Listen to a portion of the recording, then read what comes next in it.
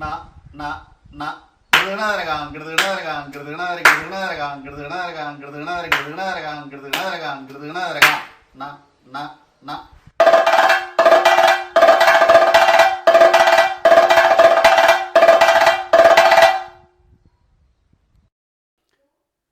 നമസ്കാരം. വൈത്താരി 69ാമത്തെ എപ്പിസോഡ് അല്ലെങ്കിൽ കലാകാരൻ. ഇന്ന് കലാനിലയം രതീഷ് എന്ന പോലെ തന്നെ ഇരിങ്ങാലക്കുട സ്വദേശിയായ ടി വേണുഗോപാൽ മാഷ് എന്നിവരുമായുള്ള വർത്തമാനം ആണ് ഇന്ന് നമുക്ക് കേൾക്കാൻ പോകുന്നത്. കലാനിലയം രതീഷ് പ്രശസ്തമായ രാമമംഗലം സ്വദേശിയാണ്. രാമമംഗലത്ത് നമുക്കറിയാം ഷഡ്കാല ഗോവിന്ദമാരാരുടെ ജന്മദേശം, തൃക്കാമ്പരം കൃഷ്ണൻകുട്ടി മാരാരുടെ സ്വദേശം. അങ്ങനെ ഒട്ടനവധി പ്രശസ്തരായ വാദ്യ സംഗീത കലാകാരന്മാർ അവിടെ ജന്മം കൊണ്ട നല്ലൊരു പ്രദേശമാണ്.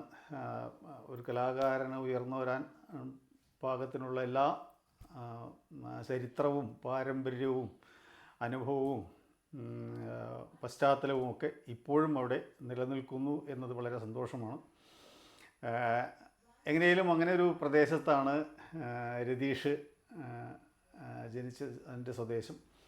അവിടെ നിന്ന് ഉണ്ണായി വാര്യർ സ്മാരക കലാനിലയത്തിലേക്ക് കൊട്ടുപഠിക്കാൻ വരികയാണ്. കൊട്ടിന് വേണ്ടി ആദ്യകാലത്ത് ഉണ്ടായിരുന്നതിൽ വ്യത്യസ്തമായി രതീഷ് കൊട്ടിൻ്റെ അംശങ്ങൾ അല്ലെങ്കിൽ സ്വാദുകൾ, അതിൻ്റെ മാധുര്യം, അതിൻ്റെ അനുഭവം ഒക്കെ അറിയാൻ തുടങ്ങിയപ്പോൾ സ്വാഭാവികമായും രതീഷ് കൊട്ടിൽ ഭ്രമിച്ച് അതിൽ വശത്തായി നിരവധി ആചാര്യന്മാരുടെ അടുക്കൽ കൊട്ടുപഠിക്കാൻ വേണ്ടി അല്ലെങ്കിൽ അതിൻ്റെ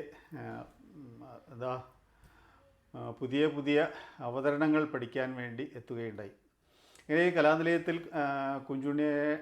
കുഞ്ചുണ്ണിയാശാനും കലാമണ്ഡലം ശിവദാസൻ്റെയും ശിക്ഷണത്തിൽ കഥകളിക്കൊട്ടിൻ്റെ എല്ലാ വശങ്ങളും പഠിച്ച് അതിൽ ധാരാളം പ്രയോഗിക്കുകയും തുടർന്ന് അദ്ദേഹം നിരവധി സ്ഥാപനത്തിലും ഇതുപോലെ ജോലി ചെയ്യുകയുണ്ടായിട്ടുണ്ട്.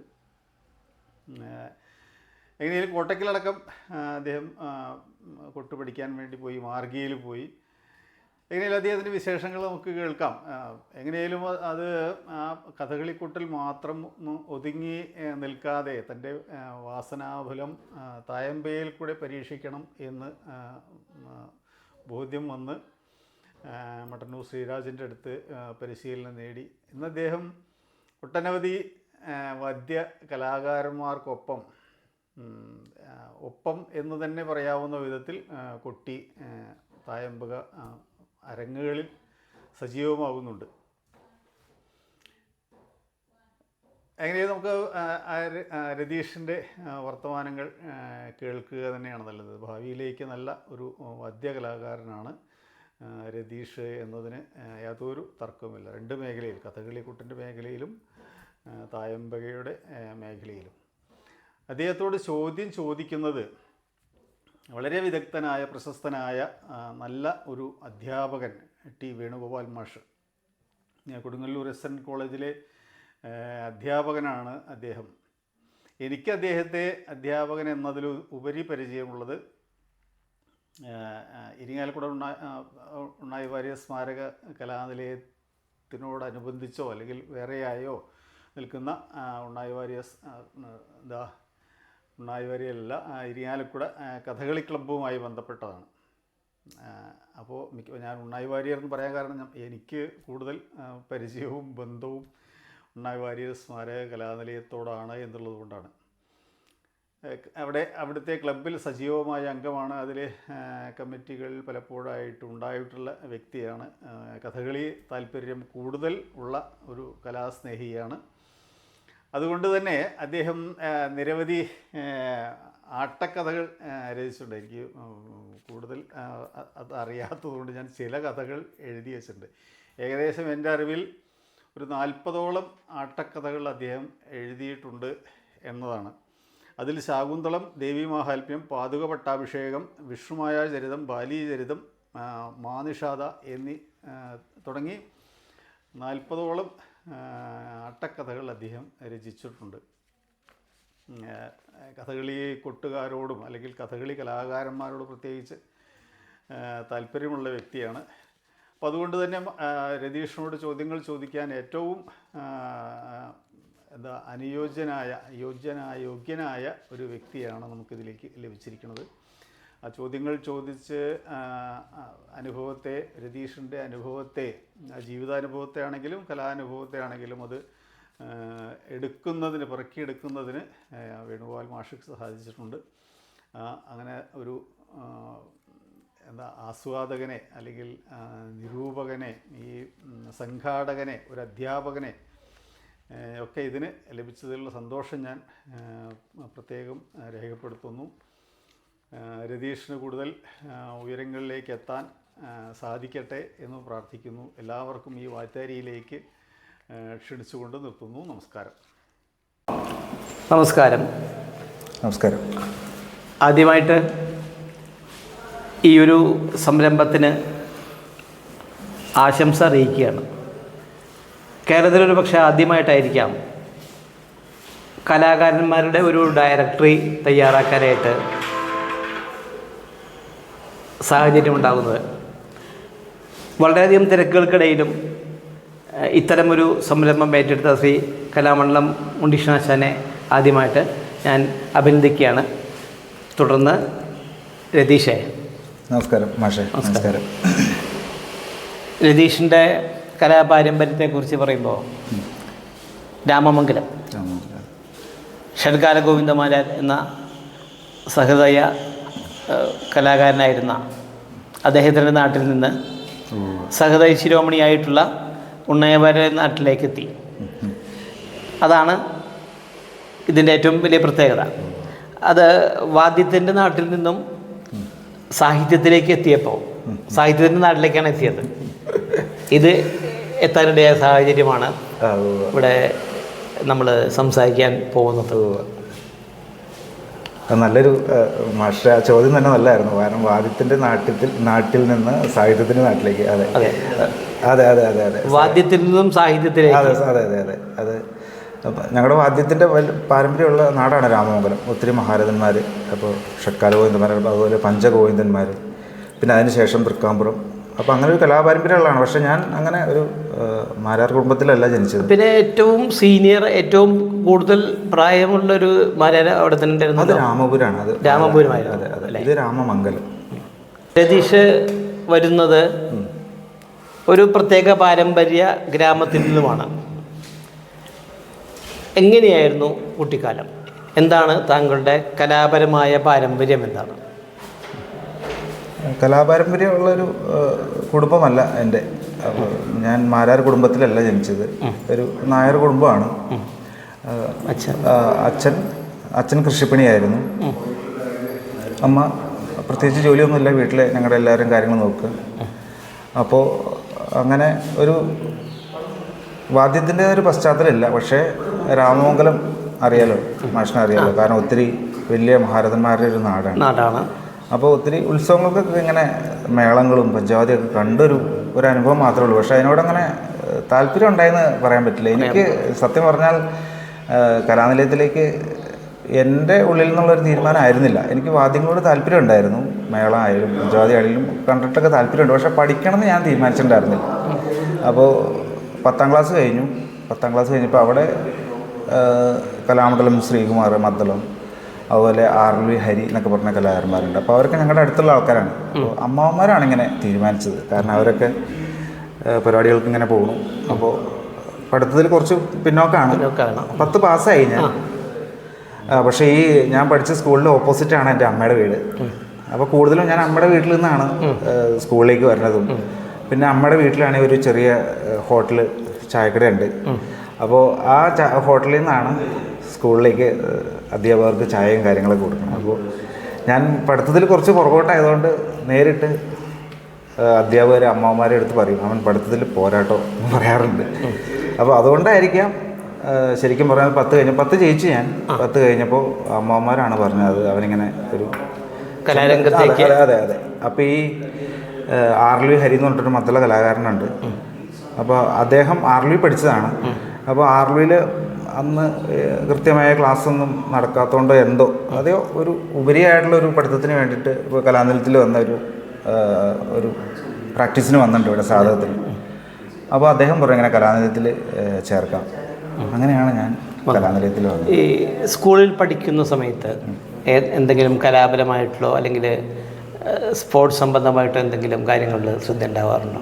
സ്കൂളിൽ പഠിക്കുമ്പോൾ കലാപരമായിട്ട് ചെറിയ ഘടം അതിൻ്റെ മത്സരത്തിനൊക്കെ പങ്കെടുത്തിട്ടുണ്ട്. 8ലും 9ലൊക്കെ പഠിക്കുമ്പോൾ ഘടം യൂത്ത് ഫെസ്റ്റിവലിന് സ്പോർട്സ് പിന്നെ ചെറിയ ഓട്ടം 1500 മീറ്റർ അങ്ങനെയൊക്കെ ചെറുതായിട്ട് 1500 മീറ്റർ സ്പോർട്സിൽ മത്സരത്തിനുണ്ടായിട്ടുണ്ട്.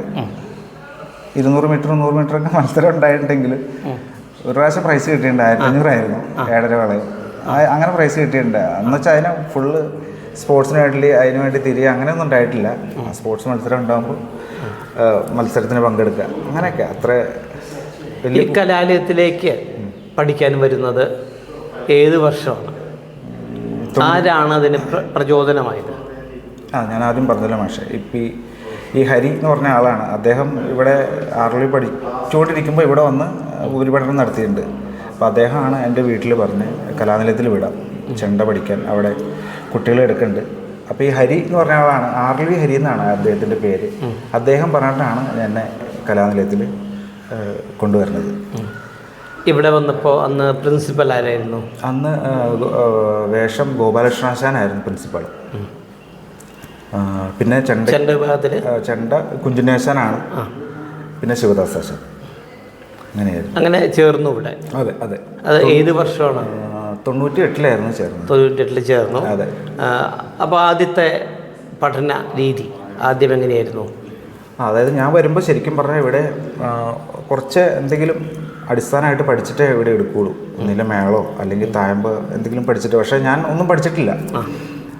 അപ്പോൾ എനിക്ക് ഇവിടെ വന്നിട്ടാണ് തുടങ്ങണത് തന്നെ. അപ്പോൾ അങ്ങനെ ഒന്നും അന്നത്തെ കാലത്ത് ഒന്നും പഠിക്കാതെ കുട്ടികളെ എടുക്കാൻ ചാൻസ് കുറവാണ്. പക്ഷേ എനിക്ക് മുമ്പ് ഒരാളെ എടുത്തിട്ടുണ്ടായിരുന്നു. അപ്പോൾ ആ കുട്ടിയുടെ അച്ഛന് ഗവൺമെൻറ് ജോലി ഉള്ളതുകൊണ്ട് സ്റ്റൈഫിൽ കിട്ടില്ല. അപ്പോൾ ആ കുട്ടിയെ പറഞ്ഞു വിട്ടു. അപ്പോൾ ആ ഒഴിവിലേക്കാണ് എനിക്ക് കിട്ടുന്നത്. അപ്പോൾ അതുകൊണ്ടും കൂടി ആയിരിക്കാം പ്രത്യേകം പഠിക്കാത്തതുകൊണ്ടും സെലക്ഷൻ കിട്ടി. അപ്പോൾ ഇൻ്റർവ്യൂവിൽ എന്താ ചെയ്തത്? ഇൻ്റർവ്യൂവിൽ എന്താ ചെയ്തതെന്ന് ചോദിച്ചു കഴിഞ്ഞാൽ കുഞ്ചുനേശനാണ് ഇൻ്റർവ്യൂ ചെയ്തത്. അപ്പോൾ ഒന്നും പഠിച്ചിട്ടില്ല. അപ്പോൾ ഒന്നും പഠിച്ചിട്ടില്ലെങ്കിലും അപ്പോൾ ആശാൻ പറഞ്ഞു ഇപ്പോൾ എന്താ ഒന്നും പഠിക്കാണ്ട് ഇപ്പോൾ ഇൻ്റർവ്യൂ ചെയ്തിട്ട് എങ്ങനെ എടുക്കണമെന്ന് ചോദിച്ചു. അപ്പോൾ ആശാൻ പറഞ്ഞു എന്തായാലും ഒന്ന് ഏകതാളം പിടിക്കാൻ പറഞ്ഞു. അപ്പോൾ കുറച്ച് നേരം ഏകതാളം പിടിച്ചു. അപ്പോൾ നമുക്ക് പരിചയമൊന്നുമില്ല. കുറച്ച് നേരമൊക്കെ ഒപ്പം പിടിച്ചു. കുറച്ച് കഴിഞ്ഞപ്പോൾ സാധാരണ പോലെ നമ്മൾ പഠിക്കുന്ന കാലത്ത് എന്തോ ചെയ്യണം അതുപോലെ തന്നെ നമ്മൾ ഒന്ന് സ്ലോ ആയി. അപ്പോൾ ഇവിടെ നിന്ന് ആശാൻ എഴുതി താളത്തിൽ വലിവുണ്ട്, 10 മാസം നോക്കാം, ശരിയായില്ലെങ്കിൽ പറഞ്ഞു വിടാം. അപ്പോൾ അങ്ങനെയായിരുന്നു ഇൻ്റർവ്യൂ.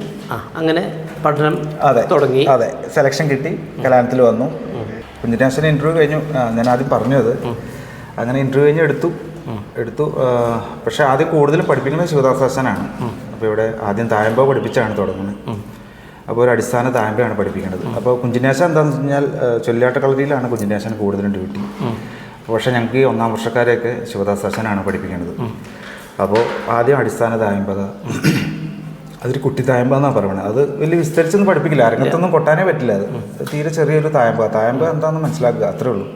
അപ്പോൾ ഈ അടിസ്ഥാന തായമ്പ് കഴിഞ്ഞാൽ പിന്നെ കേളി കഴിഞ്ഞാൽ പിന്നെ പുറപ്പാടും മേളപ്പതും പഠിച്ചു കഴിഞ്ഞാൽ പിന്നെ നേരെ അരങ്ങേറ്റാണ്.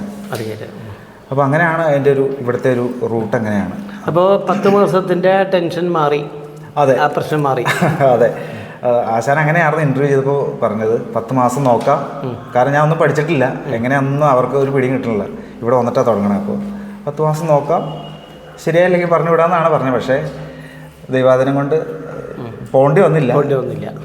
അങ്ങനെ അരങ്ങേറ്റം കഴിഞ്ഞു. അതെ, അരങ്ങേറ്റം കഴിഞ്ഞു. തുടർന്നുള്ള കളരികളുടെ രീതി തുടർന്ന് അന്നൊക്കെ നല്ല രീതിയിൽ ചൊല്ലിയാട്ടം ഉണ്ടായിരുന്നു. പിന്നെ എന്ന് വെച്ചാൽ സീനിയേഴ്സ് ഉണ്ട്. അപ്പോൾ എൻ്റെ സീനിയേഴ്സായിട്ടുള്ളൊരു കലാനിലയം കലാധരൻ, പിന്നെ അതിൻ്റെ തൊട്ട് താഴെ കലാനിലയം സതീഷ്, നമ്മുടെ തായമ്പക നീലേശ്വരം. അത് കഴിഞ്ഞാൽ ഒരു കൊട്ടാരക്കലുള്ള കലാനിലയം സുഭാഷ്, അതിൻ്റെ താഴെ ഞാനുണ്ട്. സുഭാഷിൻ്റെ ഒപ്പം ഒരു ചേർത്തലയിൽ നിന്നൊരു ബിനു ഉണ്ടായിരുന്നു. അദ്ദേഹം അരങ്ങേറ്റം കഴിഞ്ഞു, പിന്നെ ഉണ്ടായിട്ടില്ല. ഈ ചൊല്ലിയാട്ടം ആരുടെ കളരികളായിരുന്നു? അതായത് ഞങ്ങൾക്ക് അരങ്ങേറ്റം കഴിഞ്ഞ് കഴിഞ്ഞാൽ പുറപ്പാടും മേളപ്പ് അരങ്ങേറ്റം കഴിഞ്ഞിട്ട് രാവിലത്തെ ചൊല്ലിയാട്ടാണ് കൂടുതലും. അപ്പോൾ ചെറിയ കളരിയിലാണ്. അപ്പോൾ അന്ന് ഗോപിനാഥാശനായിരിക്കും കലാനിലയം. കുറച്ച് ചൊല്ലിയാട്ട കളരി ഗോപാഷാശൻ്റെ കിട്ടിയിട്ടുണ്ട്. ഗോപാഷാശൻ പ്രിൻസിപ്പാളാണെങ്കിലും ഞാൻ ആരെങ്കിലും ഇല്ലാതെ വന്നു കഴിഞ്ഞാൽ അതൊരു പ്രത്യേക അനുഭവമായിരുന്നു ആശാൻ്റെ ചൊല്ലിയാട്ട കളരി. അതൊന്ന് വ്യക്തമാക്കും. ആശാൻ എങ്ങനെയാണെന്ന് വെച്ചാൽ ആശാൻ വെറുതെ അവിടെ സ്റ്റൂളിലിരിക്കില്ല, കസേരയിലിരിക്കില്ല. ഇപ്പോൾ ജസ്റ്റ് ഒരു പുറപ്പാടാണ് ചൊല്ലി അടിക്കാൻ പറഞ്ഞെങ്കിൽ ആശാൻ എപ്പോഴും ഇപ്പോൾ ഒരു ശില്പത്തിലൊക്കെ ഇങ്ങനെ തട്ടി അത് മിനുക്കി എടുക്കണമല്ലേ, ഈ കുട്ടികളുടെ അവിടെ ഇവിടെയൊക്കെ ഇടയ്ക്കിടയ്ക്ക് ഇങ്ങനെ തട്ടിയൊക്കെ എപ്പോഴും ഇങ്ങനെ മെയിൻറ്റെയിൻ ചെയ്തുകൊണ്ടിരിക്കുക ആശാൻ. അപ്പോൾ ആ വേറെ ആരും അങ്ങനെ കണ്ടിട്ടില്ല. കൂടുതൽ ആശാന്മാരവിടെ കസേരയിലിരുന്ന് പഠിപ്പിക്കുകയുള്ളൂ. പക്ഷേ ഇതങ്ങനെയല്ല, ഒരു ശില്പമൊക്കെ മിനുക്കി എടുക്കണമല്ലേ. നമുക്കൊരു ഭയങ്കര കാഴ്ചയത് ആശാൻ എപ്പോഴും അവിടെ ഇവിടെയൊക്കെ വേഷങ്ങളുടെ ചൊല്ലിയാട്ടത്തിലും അതെ അത് തന്നെ വേഷക്കാർക്കാണ് അങ്ങനെ ചെയ്യുന്നത്. വേഷങ്ങളുടെ ചൊല്ലിയാട്ടത്തിന് അതെ മറ്റേ അത് പുറപ്പാടിന് മാത്രമല്ല ബാക്കിയുള്ള അതെ വേഷത്തിന് ചൊല്ലിയാട്ടത്തിന് ഞാൻ കൂടുതലും അങ്ങനെ എനിക്ക് ഓർമ്മയുള്ള ഇതാണ്. എൻ്റെ ഒരു മനസ്സിൽ കിടക്കുന്ന പിക്ചർ ഇതാണ്. ഇപ്പോൾ ഈ പുറപ്പാടിനൊക്കെ ആണെങ്കിലും അച്ഛൻ ഇടയ്ക്ക് ഇങ്ങനെ വന്ന് കറക്റ്റ് ആക്കിക്കൊണ്ടിരിക്കും. എപ്പോഴും വെറുതെ ഇരുന്ന് അവിടെ ഇരുന്ന് ചൊല്ലിയാടിക്കുന്ന ആളല്ല, എപ്പോഴും ഇങ്ങനെ കുട്ടികളെ ഇങ്ങനെ മെയിൻറ്റെയിൻ ചെയ്തുകൊണ്ടിരിക്കും. അപ്പോൾ ഏതൊക്കെ വേഷങ്ങൾക്കെന്ന് അതെനിക്ക് കൃത്യം ഓർമ്മയില്ല. കാരണം കൂടുതലും ഈ ഗോപിനാഥാശൻ്റെ ചൊല്ലിയാട്ട കളരിയായിരുന്നു രാവിലെ. അപ്പോൾ 2-3 വർഷങ്ങളിലാണ് അല്ലേ? അതെ 2-3 വർഷം. അപ്പോൾ ആദ്യത്തെ പുറപ്പാട് മേളപ്പത്തം കഴിഞ്ഞു, തുടർന്ന് കുട്ടിത്തരം വേഷങ്ങളുടെ ചൊല്ലിയാട്ടം. അപ്പോൾ അതിൻ്റെ കലാശങ്ങളെല്ലാം കലാശങ്ങൾ ഒറ്റയ്ക്ക് പഠിപ്പിച്ചിരുന്നുണ്ടോ അതോ ഇതിൻ്റെ ചൊല്ലിയാട്ടത്തിൻ്റെ ഭാഗമായിട്ട് മാത്രമായിരുന്നോ? അല്ല, നമ്മൾ ആദ്യം ഇരുന്ന് ക്ലാസ് ഉണ്ട്. ഇരുന്ന് ക്ലാസ്സിന് നമ്മുടെ 1-ാം വർഷം 2-ാം വർഷമൊക്കെ ഈ കുട്ടിത്തരം മുതൽ ദൂതൻ്റെ മുതൽ അതുപോലെ മാതല നിശമയം അങ്ങനെ കോട്ടയം കഥകളിൽ കലാശങ്ങൾ എല്ലാ വട്ടം കലാശങ്ങളും പഠിപ്പിച്ചിട്ടുണ്ടാവും. പിന്നെ നമ്മളെ കളരിയിട്ട് വിടുകയാണ്. അപ്പോൾ കളരി ചെന്ന് കഴിഞ്ഞാൽ സീനിയേഴ്സ് കൊട്ടാനുണ്ടെങ്കിൽ നമ്മൾ താഴെ തടിമുട്ടിയിൽ വെച്ച് കൊട്ടും. സീനിയേഴ്സ് ഇല്ലാത്തപ്പോൾ നമുക്ക് ചെണ്ടയിൽ കൊട്ടാം. അതുപോലെ ആ ഓർഡർ അനുസരിച്ച് പിന്നെ നമ്മളിത് ഒന്ന് നിലത്തിരുന്ന് കൊട്ടി തറവായി കഴിഞ്ഞാൽ നമ്മളിപ്പോൾ അതൊക്കെ ചൊല്ലിയാട്ടത്തിന് കൊട്ടിക്കും. ദൂതൻ, ഉത്തരാസേമ്പരം ദൂതൻ, അതുപോലെ ഈ മാതല നിശമയ, അങ്ങനെ സൗന്ദര്യം, ശൗര്യഗുണം, പിന്നെ പരിതാപിക്കരുത്, പാണ്ഡവന്മാർ, അങ്ങനെ ചെറിയ ചെറിയ കുട്ടിത്തരം അത് കൊട്ടി. പിന്നെ 4-ാം വർഷമാണ് നമുക്ക് ഈ പറഞ്ഞ പോലെ അതെ കാരണം അന്ന് സീനിയേഴ്സ് ഉണ്ട്. കാരണം കൊട്ടാൻ ഒത്തിരി ആൾക്കാരുണ്ട്. അപ്പോൾ നമുക്ക് താഴെ ഇരുന്ന് കൊട്ടാനാണ് കൂടുതൽ ചാൻസ്. 4-ാം വർഷം ആയി കഴിഞ്ഞപ്പോഴാണ് നമ്മൾ ആ ബാച്ചിൽ ഞാൻ മാത്രമേ ഉള്ളൂ, വേറെ ആരും ഇല്ല. അപ്പോൾ ഗോപിയാശൻ്റെ കളരിയായി, നെല്ലിവായി ഗോപിയാശൻ, വലിയ ഞങ്ങൾ പറയണ വലിയ ഗോപിയാശൻ എന്നാണ്. അപ്പോൾ വലിയ ഗോപിയാശൻ്റെ കളരിയാണ്. അവിടെ വരുമ്പോൾ പിന്നെ ആദ്യ അവസാനം ചൊല്ലിയാട്ടങ്ങൾ, സൗന്ദര്യം, അതുപോലെ ഉത്തരാസേമ്പരം, നരകാസുരവധം, കാലികവധം, ഉത്ഭവം ഉണ്ടായിട്ടുണ്ട്. ഉത്ഭവം അധികം ഉണ്ടായിട്ടില്ല, എങ്കിലും ഉത്ഭവം ഉണ്ടായിട്ടുണ്ട്. ഈ 4 വർഷത്തെ കോഴ്സ് കഴിഞ്ഞതിന് ശേഷം പിന്നെ എന്താ ഉപരിപഠനം ഉണ്ടായിരുന്നു? അതെ, ഉപരിപഠനം ഉണ്ടായിരുന്നു. പക്ഷെ അത് ഞാൻ 1 വർഷം ഒന്ന് ഗ്യാപ്പായിരുന്നു. 4 വർഷം കഴിഞ്ഞപ്പോൾ പിന്നെ വീട്ടിൽ നിന്നും പറഞ്ഞു അങ്ങനെ വേറെ എന്തെങ്കിലും പഠിക്കാം, ഇത് കൂടാതെ ഇത് മാത്രം പോരാ എന്നൊക്കെ പറഞ്ഞിട്ട് വീട്ടിൽ നിന്നൊരിതുണ്ടായിരുന്നു. പിന്നെ എനിക്കും ഈ പറഞ്ഞ പോലെ 4 വർഷം കഴിഞ്ഞപ്പോൾ ഒരു ചെറിയൊരു കാരണം നല്ല ശിക്ഷണവും കാര്യങ്ങളും ശിക്ഷണം നല്ലോണം. അതെ കുഞ്ഞിനാശാനൊക്കെ നല്ല ഞങ്ങളുടെ ആ വർഷമൊക്കെ ആയപ്പോഴും ചൊല്ലിയാട്ട കളരി ഞങ്ങൾ ഇരുന്നായിരുന്നു, കുട്ടിയായിരുന്നു, നിന്നല്ല. അപ്പോൾ ആശാനം ഇരിക്കണ്ടാവും. അപ്പോൾ ഈ പറഞ്ഞ പോലെ എന്തെങ്കിലും ആശാനം അങ്ങനെ എപ്പോഴും അങ്ങനെ ഇതാവുന്നില്ല, ചില മൂടനുസരിച്ചാണ് കുഞ്ഞിനാശാനം. അപ്പോൾ എന്തെങ്കിലും തെറ്റിക്കഴിഞ്ഞാൽ ഇപ്പോൾ നരകാസുരമൊക്കെ ആണെങ്കിൽ നല്ല കുട്ടി ആ കൈൻ്റെ വായൊക്കെ കോലിലുണ്ടാവും. അപ്പോൾ ആ കോലും കൊണ്ട് ഇങ്ങനെ പെട്ടെന്നൊരടിയായിരിക്കും. അപ്പോൾ നമ്മൾ കുളിക്കുകയൊക്കെ ചെയ്യുമ്പോൾ ഇങ്ങനെ ഇവിടെ ഒരു ഹമ്പ് പോലെ ഉണ്ടാവും റോഡിലെ. അപ്പോൾ എന്തോ നമ്മുടെ പ്രായത്തിൻ്റെയാണോ എന്തോ ആ സമയത്ത് 4 വർഷം കഴിഞ്ഞപ്പോൾ മതി എന്നൊക്കെ തോന്നി തുടങ്ങി. എന്നാൽ പക്ഷേ കുറേശ്ശെ പരിപാടികളൊക്കെ കിട്ടി തുടങ്ങി. അപ്പോൾ പിന്നെ വീട്ടിൽ നിന്നും എന്തോ പറഞ്ഞു, നമുക്ക് വേറെ എന്തെങ്കിലുമൊക്കെ പഠിക്കുക, അതിൻ്റെ ഒപ്പം തന്നെ ഇത് മാത്രം നോക്കണ്ട. ഈ 4 വർഷത്തെ പഠനം കഴിഞ്ഞ് നാട്ടിൽ പോയി. അതെ. അപ്പോൾ അതിന് മുമ്പും അവിടുത്തെ കലാപ്രകടനങ്ങൾ കണ്ടിട്ടുണ്ടാവും. അതെ. ഇത് കഴിഞ്ഞിട്ട് ഈ 4 വർഷം കഴിഞ്ഞ് പഠനം കഴിഞ്ഞ് ചെന്നപ്പോൾ കണ്ട പ്രധാനപ്പെട്ട പ്രകടനങ്ങളുടെ ഏതെങ്കിലും പ്രസിദ്ധ കലാകാരന്മാരുടെ കൊട്ടോ അല്ലെങ്കിൽ പാട്ട് അതൊക്കെ ഉണ്ടല്ലോ, അതിൽ എന്തെങ്കിലും വ്യത്യാസം സ്വയം തോന്നിയോ? അത് പഠിക്കുന്നതിന് മുമ്പും കുറേ ഇങ്ങനെ കൊട്ട് കണ്ടിട്ടുണ്ട്. കാരണം നമ്മൾ ആരുടെ എന്നൊക്കെ നമ്മൾ അന്ന് കണ്ടേക്കണത് പഞ്ചവാദിയൊക്കെ തൃക്കാമ്പ്രം കൃഷ്ണൻകുട്ടിമാരെ. അത് കാരണം രാമകുലം അമ്പലത്തിലെ അടിയന്തരക്കാരനാണ്.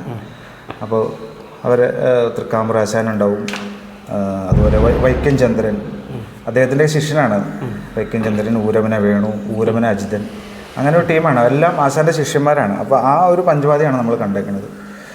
പിന്നെ മേളമാണെങ്കിൽ ആ കാലത്ത് എൻ്റെയൊക്കെ ചെറുപ്പത്തിൽ ചേരാനൂർ ശങ്കരൻകുട്ടന്മാരൻ, അദ്ദേഹത്തിൻ്റെയാണ് മേള സ്ഥിരം. അപ്പോൾ 10 ദിവസത്തെ ഉത്സവമാണ്. അപ്പോൾ വലിയ വിളക്കിന് രാവിലെ ചേരാനല്ലൂരിൻ്റെ മേളം, രാവിലെ പഞ്ചാരി, വൈകിട്ട് ഒരു പാട്ട്, പിന്നെ രാത്രി തൃക്കാമ്പുറാശാൻ്റെ പഞ്ചവാദി. ഇതാണ് നമ്മൾ ചെറുപ്പത്തിൽ കണ്ടേക്കുന്നത്. അപ്പോൾ മാഷ് പറഞ്ഞ പോലെ പഠിച്ച് കഴിഞ്ഞപ്പോൾ ഇതിനെക്കുറിച്ച് മനസ്സിലാക്കാൻ തുടങ്ങിയപ്പോൾ നമ്മൾ ശ്രദ്ധിച്ചിട്ടുണ്ട്. അപ്പോൾ പിന്നെ മേളത്തിന് അവിടെ അരങ്ങേറ്റം കഴിഞ്ഞിട്ട് കൂടാൻ തുടങ്ങി. പിന്നെ മേളം കൊട്ടാൻ തോന്നിയോ? കൊട്ടാൻ തോന്നി. സ്വാഭാവികമായിട്ടും തോന്നില്ല. എന്തായാലും അരങ്ങേറ്റം കഴിഞ്ഞ് കഴിയുമ്പോൾ തന്നെ മേളം സ്വാഭാവികമായിട്ടും കൊട്ടാൻ തോന്നിയിട്ടുണ്ട്. പിന്നെ നമ്മൾ ഈ പറഞ്ഞ പോലെ മാഷ് പറഞ്ഞ പോലെ ശ്രദ്ധിക്കാൻ തുടങ്ങിയിട്ടുണ്ട് നമ്മൾ. അപ്പോൾ ഈ തൃക്കാമ്പുറാശാൻ്റെ പ്രത്യേകത എന്ന് വെച്ച് കഴിഞ്ഞാൽ ആശാൻ ചുറ്റിടില്ല. കാരണം അന്നും ഇന്നും ഏകദേശം ഒരു ഭൂരിപക്ഷം മേളപ്രമാണിമാരും തിമിലപ്രമാണിമാർ ചുറ്റിട്ടേ കൊട്ടുള്ളൂ. പക്ഷെ ആശാൻ ചുറ്റിടില്ല. ചുറ്റിടാണ്ടാണ് കൊട്ടുള്ളൂ. പക്ഷെ അതിൻ്റെ ആ ഒരു കൈൻ്റെ നാദം അങ്ങനെ കുറയാറില്ല. അതൊരു പ്രത്യേകമായിട്ട് വേറിട്ട് നിൽക്കാറുണ്ട്. അപ്പോൾ അതൊക്കെ നമ്മൾ ശ്രദ്ധിച്ചിട്ടുണ്ട്. അപ്പോൾ പിന്നെ ആശാൻ്റെ ഒരു പിന്തുണയുണ്ട് നമുക്ക്. കലാലയത്തിൽ പഠിക്കാനാണ്. അപ്പോൾ കാര്യങ്ങൾ ചോദിക്കാറുണ്ട് ആശാൻ. അപ്പോൾ അവിടെ അമ്മ വീടുമായിട്ട് ആശാന് നല്ല ബന്ധമുണ്ട്. കാരണം സ്കൂളിൽ ആശാൻ ക്ലർക്കായിരുന്നു. അപ്പോൾ അങ്ങനെ ഞങ്ങളുടെ വീടൊക്കെ ആയിട്ട് ആശാന് നല്ല ബന്ധമുണ്ട്. അപ്പോൾ കൊട്ടു പഠിക്കാൻ പോയാൽ ഇത് മാത്രമല്ല, കുടുംബമായിട്ടുള്ളൊരു നല്ല ബന്ധത്തിൽ അപ്പോൾ ആശാൻ ഇങ്ങനെ കാര്യങ്ങൾ ചോദിച്ചറിയാറുണ്ട്. ആശാൻ്റെ ഒരു പ്രോത്സാഹനം നന്നായിട്ടുണ്ടായിട്ടുണ്ട്. ഈ 4 വർഷം കഴിഞ്ഞ് നിർത്തി പോലെയായിട്ട് എപ്പോഴാണ് വീണ്ടും അത് വേണമെന്ന് തോന്നിയത്? പിന്നെ ഒരു വർഷം പഠിക്കാൻ പോകണം എന്നൊക്കെയുള്ള രീതിയിൽ ഇങ്ങനെ വീട്ടിൽ നിന്ന് പറഞ്ഞെങ്കിൽ അതൊന്നും ഉണ്ടായില്ല ശരിക്കും പറഞ്ഞു. പിന്നെ ആ സമയത്ത് എന്തൊക്കെയോ ചെറിയൊരു ജോലിക്കൊക്കെ ഞാൻ പോയി. ആരായാലും ആ കോഴ്സ് കഴിഞ്ഞ സമയത്തൊന്ന് സ്ട്രഗിൾ ചെയ്യും. ആരായാലും ചെയ്തിട്ടുണ്ടാവും അത്. അപ്പോൾ അങ്ങനെ ഒരു മോഡേൺ ബ്രെഡ് അതിൻ്റെ ഒരു കമ്പനിയിലൊക്കെ പോയി. അവിടെ പോയി ഒരു 3-4 മാസമൊക്കെ വർക്ക് ചെയ്തിട്ടുണ്ട്. അവിടെ വർക്ക് ചെയ്യുമ്പോഴാണ് നമ്മുടെ ഈ കലയുടെ വാല്യൂ മനസ്സിലായത്. അപ്പോൾ തോന്നി ഇത് നമുക്ക് പറ്റുന്ന പരിപാടിയല്ല, നമുക്ക് കലയാണ്. അതെ, നമുക്ക് ഭയങ്കരമായിട്ട് ഇത് മിസ് ചെയ്തു അപ്പോൾ ആ സമയത്ത്. കാരണം ഇതാണ് നമ്മുടെ ഒരു ഏരിയ എന്ന് മനസ്സിലായി. അപ്പോൾ അത് കഴിഞ്ഞ് ആ വർഷം അങ്ങനെ പോയി. അപ്പോൾ പിറ്റത്തെ വർഷം വീണ്ടും ഞാൻ സാധകത്തിനായിട്ട് ഇവിടെ വന്നു. അപ്പോൾ അന്ന് ആരുമില്ല, ചെല്ലിയാട്ടക്കളരിയിട്ടൊന്നും ആരുമില്ല, അധികം ആയിട്ടില്ല പിള്ളേർ. അപ്പോൾ ഗോപിയാശാനാണ് അന്ന് പ്രിൻസിപ്പാൾ. അപ്പോൾ ഗോപിയാശാൻ പറഞ്ഞു, അപ്പോൾ എന്തിനാണ് ഈ ഫീസ് കൊടുത്ത് ചൊല്ലിയാട്ടത്തിന് നിൽക്കണേ? അപ്പോൾ അതിൽ നല്ല PGക്ക് ചേർന്നു ഇവിടെ എന്ന് ചോദിച്ചു. അങ്ങനെ 2 വർഷം PGക്ക് വീണ്ടും ചേർന്നു. അപ്പോൾ വീട്ടിലേക്ക് വിളിച്ച് വെച്ചപ്പോൾ വീട്ടുകാരൻ പറഞ്ഞാൽ ഓക്കെ ആയിക്കോട്ടെ എന്ന് പറഞ്ഞ് പെട്ടെന്ന് അവരുടെ മനസ്സ് മാറി. അങ്ങനെ വീണ്ടും PGക്ക് ചേർന്നു. 2 വർഷം വീണ്ടും PG ചൊല്ലിയാട്ടം. കളികൾക്ക് പുറത്തുപോയി തുടങ്ങി? കുറേശ്ശെ പോയി തുടങ്ങിയായിരുന്നു അന്ന്. അപ്പോൾ ആദ്യം ട്രൂപ്പിൻ്റെ കൂടെയാണോ? അതോ ട്രൂപ്പിൻ്റെ കൂടെ അന്ന് കുറച്ച് കളികളൊക്കെ ഉള്ള സമയമാണ് ട്രൂപ്പിൻ്റെ കൂടെയൊക്കെ അന്ന് കോഴ്സ് കഴിഞ്ഞ സമയത്ത് കളിക്ക് പോയിട്ടുണ്ട്. കുറച്ച് കളികളൊക്കെ ഇവിടെ ഈ തട്ടേക്കാട്, അതുപോലെ ഇവിടെ കൊരട്ടിയൊക്കെ അമ്പലം, ചെറങ്ങര, അവിടെയൊക്കെ ട്രൂപ്പിൻ്റെ കളിയായിരുന്നു. അതുപോലെ ഇവിടെ വയലൂര്, അവിടെയൊക്കെ കല്യാണത്തിന് കളിയായിരുന്നു. കുറേശ്ശൊക്കെ കൊട്ടാൻ ചാൻസ്. അന്ന് കുഞ്ഞുണ്ണിയാശാൻ ആണ് പ്രധാനമായിട്ട് കൊട്ടുക. അതെ. അപ്പോൾ ഡബിൾ നിൽക്കേണ്ടി വരുന്ന സമയത്ത് ഡബിൾ നിൽക്കേണ്ടി വന്നിട്ടുണ്ട്. ആശാൻ്റെ ഒപ്പം മേളപ്പം കൊട്ടാൻ പറ്റിയിട്ടുണ്ട്. 4 വർഷം കഴിഞ്ഞപ്പോൾ തന്നെ ചാൻസ് കിട്ടിയിട്ടുണ്ട്. ശിവദാസ് ആശാൻ്റെ ഒപ്പം കൊട്ടാൻ പറ്റിയിട്ടുണ്ട്. അങ്ങനെ ഒരു ഇതുണ്ടായിട്ടുണ്ട്, അങ്ങനെ അനുഭവങ്ങളുണ്ടായിട്ടുണ്ട്. സ്വതന്ത്രമായിട്ട് കളിക്ക് പോയി തുടങ്ങിയപ്പോൾ എന്തെങ്കിലും വ്യത്യാസം തോന്നിയോ? മറ്റേതൊരു സുരക്ഷാ വലയത്തിലാണല്ലോ നിൽക്കുന്നത്. ഇതിപ്പോൾ അല്ലാതെ ചെല്ലുന്ന സമയത്ത് എന്തെങ്കിലും വ്യത്യാസം തോന്നിയോ? തീർച്ചയായും വ്യത്യാസം തോന്നുന്നു. കാരണം സ്വതന്ത്രമായിട്ട് മാഷ് പറഞ്ഞല്ലോ, ഇപ്പോൾ കലാലയത്തിൽ പഠിക്കുമ്പോൾ ഓക്കെ, കാരണം നമ്മൾ ആ കലാനിലയത്തിൽ ട്രൂപ്പിൻ്റെ കളിയായിരിക്കും. സ്ഥിരമുള്ള ആശാന്മാരോ അല്ലെങ്കിൽ നമ്മുടെ ഒപ്പമുള്ള തരത്തിലുള്ള വേഷക്കാരൊക്കെ ആയിരിക്കും. ഈ പുറത്തേക്ക് കളിക്ക് പോകുമെന്ന് പറഞ്ഞാൽ ഇതെല്ലാം മാറി. പല സ്ഥാപനത്തിൽ നിന്നുള്ള ആൾക്കാരായിരിക്കും, പല ശൈലിയായിരിക്കും, പല രീതിയിലുള്ള ചിട്ടയായിരിക്കും. അപ്പോൾ അതിനൊക്കെ കൊട്ടുമ്പോൾ പുതിയൊരു പാഠങ്ങളാണ്. ആദ്യം തന്നെ നമുക്ക് മൊത്തം ഒരു കൺഫ്യൂഷനായിരിക്കും. കാരണം നമ്മൾ ഈ ചൊല്ലിയാട്ടക്കളരിയിൽ കൊട്ടി ഈ കൃത്യമായിട്ട് കാണിക്കണു, മുദ്ര വിടണു, അതിന് കൊട്ടണു, അങ്ങനെയൊക്കെ ആയിട്ടാണ് പോണത്. പുറത്തേക്ക് ചെന്ന് കഴിയുമ്പോൾ ഇതൊന്നും ആയിരിക്കില്ല. പല രീതിയിലുള്ള പല ശൈലിയിൽ പല ശൈലി എന്നുള്ളതൊന്ന് വ്യക്തമാക്കാം എന്ന് വെച്ച് കഴിഞ്ഞാൽ, ഇപ്പോൾ കലാമണ്ഡലം അതുപോലെ സദനം കോട്ടയിൽ കുഴപ്പമില്ല, ഓക്കെ, അത് നമ്മുടെ കലാനിലയം ഒക്കെ ആയിട്ട് ബന്ധമുള്ളതാണ്. അതുകൂടാതെ നമ്മൾ ഈ തെക്കനാട്ടിലേക്കൊക്കെ പോയി കഴിഞ്ഞ് കഴിഞ്ഞാൽ ഒരു പല ശൈലിയുള്ള ആൾക്കാരുണ്ട്. അവിടുത്തെ ആചാര്യന്മാരുടെ അടുത്ത് പഠിച്ചത് സ്ഥാപനത്തിലൊന്നും പഠിക്കാത്ത രീതിയിലുള്ള അങ്ങനെ അങ്ങനെ ശൈലിയുള്ള കലാകാരന്മാരുണ്ട്, അത് വേഷക്കാരുണ്ടാവും. അപ്പോൾ അങ്ങനെ പല ശൈലി, അതാണ് ഞാൻ ഉദ്ദേശിച്ചത്. അതാണോ ഒരേ രംഗത്ത് തന്നെ 2 തരം ശൈലി വരുമോ? ഉണ്ട്, കൊട്ടിൻ്റെ കാര്യത്തിലുണ്ട്. അത് കൊട്ടിൻ്റെ ശൈലിയുണ്ട്. 2 രീതിയിൽ കൊട്ടേണ്ടതായിട്ട് ആവശ്യം വരുമോ? തീർച്ചയായും വരും. ഇപ്പോൾ കലാനിലയത്തിൽ വേഷക്കാർ കാണിക്കുന്ന ഒരു മുദ്രയുടെ ശക്തി ആയിരിക്കില്ല കലാമണ്ഡലത്തിൽ വേഷക്കാർ കാണിക്കണം. അപ്പോൾ ആ ഒരു രീതി തീർച്ചയായിട്ടും നമ്മൾ മനസ്സിലാക്കണം. വ്യത്യാസങ്ങളുണ്ടാവും. അല്ല, അവിടെ ശൈലി വ്യത്യാസം വരുന്നില്ല. 2 കഥാപാത്രം അവതരിപ്പിക്കുമ്പോൾ 2 പേര് 2 ശൈലിയായിട്ട് വരുന്നുണ്ടോ? തീർച്ചയായും വരുന്നുണ്ട്. അങ്ങനെ ഒരു ഉദാഹരണം പറയുമോ? അതിപ്പോൾ ഉദാഹരണം പറയാം. അത് ഈ മുദ്രകളുടെ കാര്യം തന്നെ പറയാം. അതായത് ആട്ടങ്ങളിൽ ഇപ്പോൾ ഈ മുദ്രകളുടെ നീളം, അതുപോലെ ആട്ടങ്ങളുടെ രീതി. ഇപ്പോൾ കാര്യം ഇവിടുത്തെ ഏറ്റവും വലിയ ആചാര്യൻ കുട്ടനാശാനാണ് കലാമണ്ഡലത്തിൽ നിന്ന് വന്നതാണെങ്കിൽ പോലും കുട്ടനാശാനും ഗോപിയാശാനും കാണിക്കുന്ന ശൈലിക്ക് വ്യത്യാസമുണ്ട്. അപ്പോൾ അത് തന്നെ ഉദാഹരണമായി. പിന്നെ മുദ്രകൾക്ക് കൊടുക്കുന്ന ശക്തി, മുദ്രകളുടെ നീളം, ആട്ടത്തിന് കൊട്ടുന്ന ശൈലി, അതൊക്കെ വ്യത്യാസമുണ്ട്. ഈ കാലം താത്തുന്ന സമ്പ്രദായം, കാലം താത്തിൽ മാത്രമല്ല, ആട്ടത്തിന് കൊട്ടുന്ന രീതി. ഇവിടെ കലാനിലയത്തിലെ കുഞ്ചുണ്ണിയാശൻ്റെ രീതി വ്യത്യാസമാണത്. വ്യത്യാസം എന്ന് വെച്ചാൽ അത് ഒരു തെറ്റായിട്ടല്ല ഞാൻ പറയണേ. ഓരോ സ്ഥാപനത്തിലും അവിടുത്തെ ആചാര്യന്മാരുടെ ഒരു ശൈലിയുണ്ട്. ഇപ്പോൾ കോട്ടക്കൽ എന്നാൽ അവിടുത്തെ ഒരു ശൈലിയുണ്ട്, കലാമണ്ഡലത്തിലാണെങ്കിൽ അവിടുത്തെ ഒരു ശൈലിയുണ്ട്. അപ്പോൾ കലാലയത്തിൽ പഠിച്ചതിൻ്റെ ആ ശൈലി കൊണ്ട് തന്നെ ബാക്കിയുള്ളതിനെ സ്വായത്താക്കാൻ പറ്റി, അതോ പറ്റിയില്ല? അങ്ങനെയല്ല. ഞാൻ ഇപ്പം എൻ്റെ ഒരു ഇതുണ്ടായിരുന്നെന്ന് വെച്ച് കഴിഞ്ഞാൽ, ഞാൻ കോഴ്സ് കഴിയുന്ന സമയത്ത് ഞാൻ ചിന്തിച്ചിട്ടുണ്ട്. കാരണം ഇവിടെ നിരവധി കളികളുണ്ടാവാറുണ്ട്, ക്ലബിൻ്റെ ആണെങ്കിലും. അപ്പോൾ ക്ലബിൻ്റെ കളികളുണ്ടാകുമ്പോൾ എല്ലാം പുറം സ്ഥാപനങ്ങളിൽ നിന്ന് ഇപ്പോൾ കൂടുതലും കലാമണ്ഡലത്തിൻ്റെയൊക്കെ ട്രൂപ്പിൻ്റെ കളി ഉണ്ടായിട്ടുണ്ട് ഇവിടെ. അപ്പോൾ ഞാൻ ശരിക്കും ഉണ്ണിഷാസനൊക്കെ ആദ്യമായിട്ട് കൊട്ടുന്നത് രാമുട്ടിയാസൻ്റെ ഒരു ക്രിംബിരോധം, ധർമ്മപുത്ര, അതൊക്കെ കണ്ടിട്ടുണ്ട്. അപ്പോൾ നമ്മൾ എന്തോ നമുക്ക് ഇതിനോടുള്ള താല്പര്യം കൊണ്ടാണോ, നമുക്കൊരു നിരീക്ഷിക്കാനുള്ളൊരു ഇതുള്ളതുകൊണ്ടാണോ നമ്മൾ ശ്രദ്ധിച്ചിട്ടുണ്ട്. കാരണം കുഞ്ഞിരാശാനും പറയാറുണ്ട് കേട്ടോ. ആശാൻ എന്തൊക്കെയാണെങ്കിലും ആശാൻ പഠിപ്പിക്കുമ്പോൾ ആശാൻ പറയും, എൻ്റെ കൊട്ട് മാത്രം കണ്ടാൽ പോരാ, പല ആൾക്കാരുടെയും കണ്ട് മനസ്സിലാക്കണം, ഇത് മാത്രം ശരിയെന്ന് വിചാരിക്കരുത്. അങ്ങനെ ഒരു വലിയ മനസ്സ് ആശാനുണ്ട്. പല ആൾക്കാരിൽ നിന്നും പല നല്ല കാര്യങ്ങളും എടുക്കണമെന്ന് ആശാൻ എപ്പോഴും പറയാറുണ്ട്. അപ്പോൾ നമ്മളിങ്ങനെ കളികളൊക്കെ ഉണ്ടാകുമ്പോൾ നമ്മൾ ഇപ്പോൾ ഉണ്ണീഷാശാൻ, അതുപോലെ ബലരാമാശാൻ, അന്ന് ആ സമയത്ത് ഞാൻ പഠിച്ചുകൊണ്ടിരിക്കുമ്പോൾ കൃഷ്ണാസേട്ടൻ വന്നിട്ടുണ്ട്, മൂസാശാൻ, അപ്പോൾ അങ്ങനെ പലരെയും കൊട്ട് കണ്ടിട്ടുണ്ട്. അപ്പോൾ ചിന്തിച്ചിട്ടുണ്ട്, നമുക്കിങ്ങനെ കലാനിലയത്തിൻ്റെ ഒരു മോശമെന്നല്ല ഞാൻ പറഞ്ഞത്, കലാനിലയത്തിൻ്റെ ശൈലിയിൽ മാത്രം ഒതുങ്ങി നിന്നാൽ പോരാ, നമ്മൾ കുറച്ചുകൂടി വൈഡായിട്ട് ഇതിനെ സമീപിക്കണം എന്ന് മനസ്സിലായി. അപ്പോൾ കോട്ടക്കലിൻ്റെ ഒരു കൊട്ടണ രീതി, മേളപ്രധാനമായ രീതികൾ ഭയങ്കര ഒരു ആകർഷണം തോന്നിയിട്ടുണ്ട്. അപ്പോൾ എന്തോ ആ സമയത്ത് കറക്റ്റ് തൃക്കാമ്പ്രാശാൻ പറയുകയും ചെയ്തു, കഥകളിക്കൊട്ട് മാത്രം പോരാ, കുറച്ച് താഴ്മ്പേടും നോക്കണം. ഞാൻ കോട്ടക്കലൊന്ന് പറയാം, അവിടെ പനവണ ശശിയും പ്രസാദൊക്കെ ഉണ്ട്, ഞാൻ അവരോട് പറയാം. അപ്പോൾ ആശാൻ പറഞ്ഞ പിന്നെ നമുക്കത് കേൾക്കാതിരിക്കാൻ പറ്റില്ല. അപ്പോൾ ഞാനിങ്ങനെ ആലോചിച്ചു, അവിടെ സാധനം ചെയ്യുമ്പോൾ അവിടുത്തെ കൊട്ട് രീതിയെ കണ്ടപ്പോൾ ഭയങ്കര ഒരു ആകർഷണം തോന്നി. അപ്പോൾ ആശാനാണ് കോട്ടക്കലേക്ക് അയച്ചത്.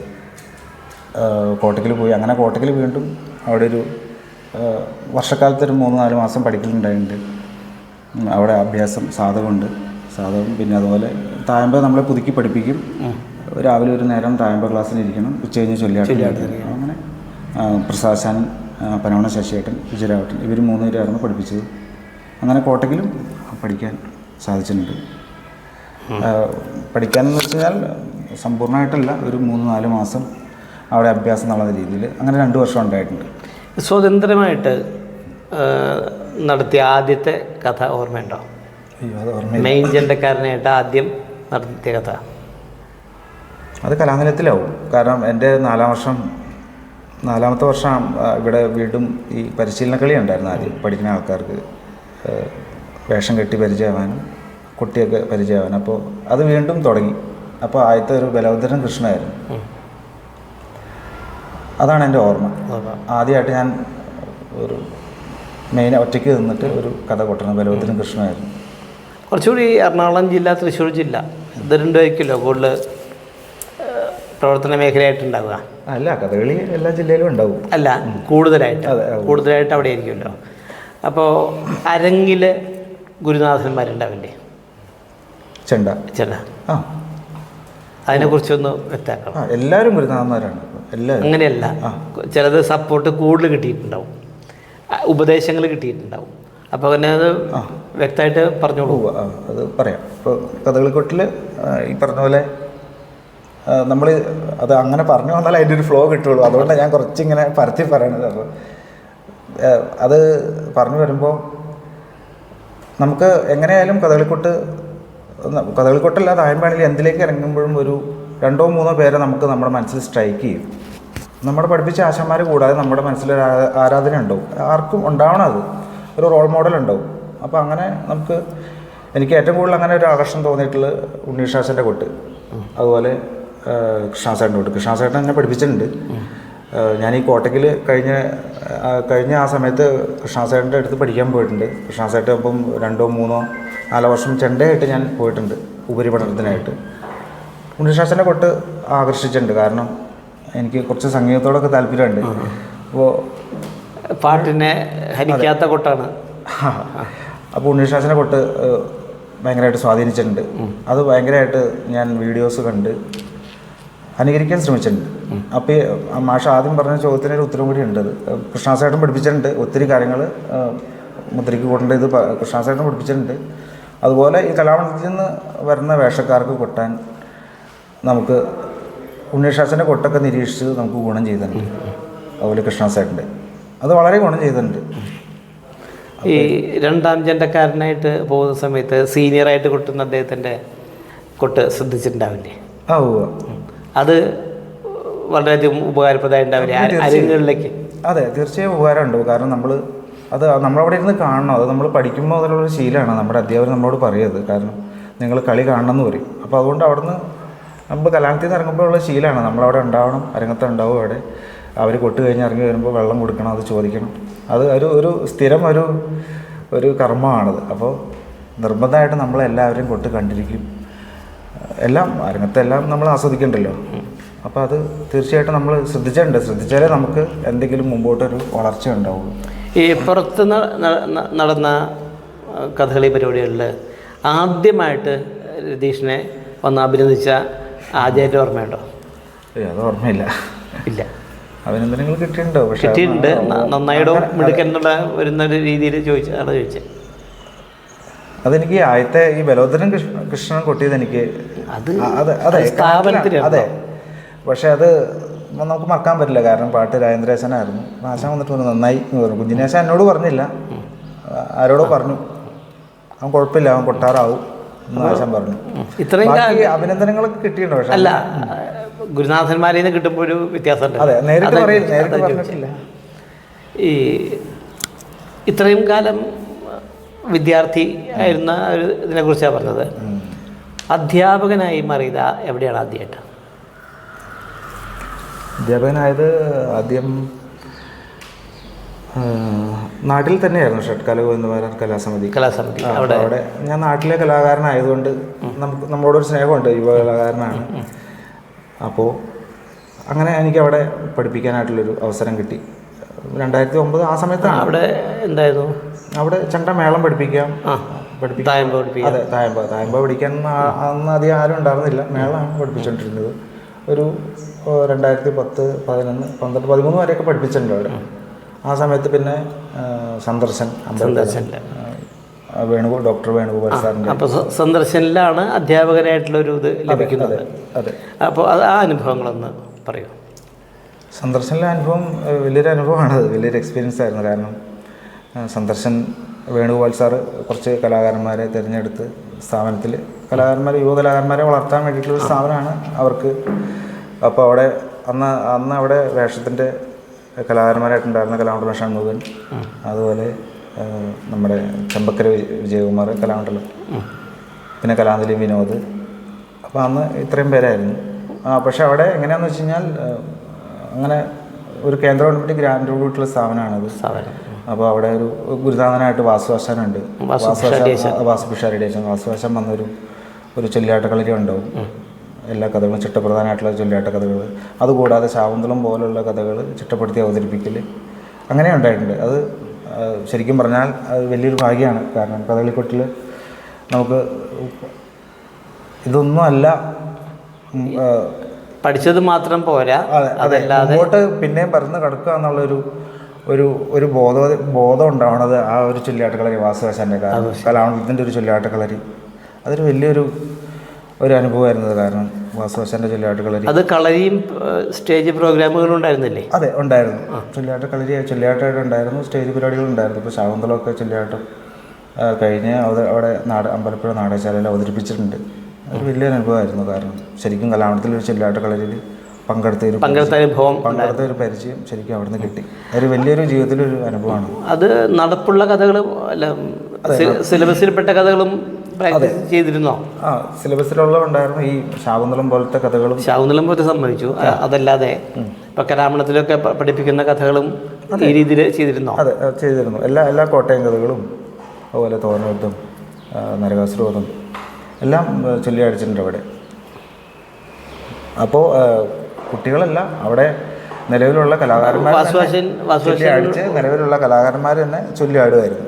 അല്ല, വാസുവാശനുള്ള പോലെ തന്നെ ചെണ്ടയ്ക്കൊക്കെ വേറെ ആൾക്കാരുണ്ടായിരുന്നോ? ചെണ്ടയ്ക്ക് കൃഷ്ണാസേൻ്റെ ഇടയ്ക്ക് വരുമായിരുന്നു.